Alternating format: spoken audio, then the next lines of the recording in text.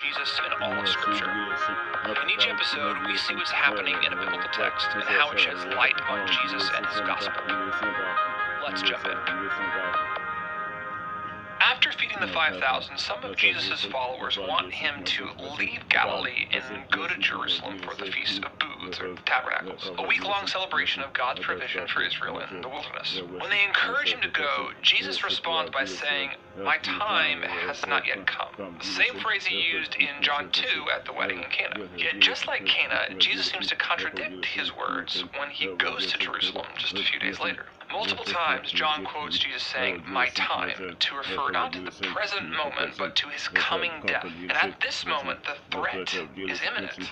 The crowds murmur about Jesus. He announces that some in the crowd are seeking to kill him, and the Pharisees send Roman soldiers to arrest Jesus for stirring up the crowd. Jesus knows, "My time has not yet come," but his coming death is imminent. Jesus breaks the categories held by the religious leaders and citizens of Jerusalem. The religious leaders can't understand why Jesus is so authoritative, and the people can't understand how the Christ could be from Nazareth. Yet who could do more than what Jesus has done? The whole city wants to know, who is Jesus?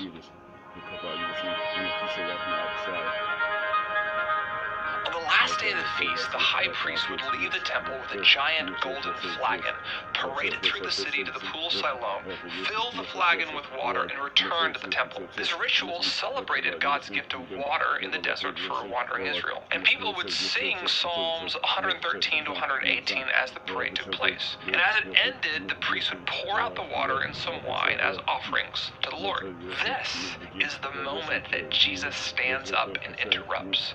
And Jesus says that the water and the wine being poured out are about him. More than this, he claims that anyone who is thirsty should drink from him. Jesus is claiming to possess the faithfulness of God to satisfy humanity's deepest needs. But instead of water from a flagon at a feast, Jesus will pour out his own blood from his body on the cross. Jesus is promising that when water and blood flow from his side, anyone who trusts his wounds will see God's faithfulness again. Jesus promises that those who drink of this stream will themselves overflow with the Spirit. The river of blood and water from Jesus' side gives us life.